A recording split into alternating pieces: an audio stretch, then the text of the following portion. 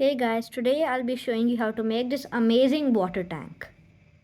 Okay, so first you grab this base plate right here and we'll be starting to make the table, okay? So grab this piece here and put this flat piece right in the middle, okay? So we're done with that. We have two of those. Grab this flat piece and put this stud right in the middle but underneath. And we have two of those too. Now connect them like this so that you have a table with a hole in between. Now you grab this piece and put a black stud on top. Make 4 of those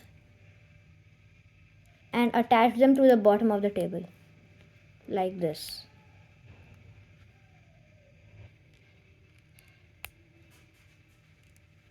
So now your table is complete. You can put that on the base plate like that. Now we're making the stand for the water tank. So grab this dumbbell piece and grab 2 of these. Okay, right there. Put one like that and put this pointy thing through the bottom like that and put that through the hole. So now you have the stand. Now we'll be making the water tank. So grab this light gray piece and stack the darker ones like that, okay? Keep stacking them.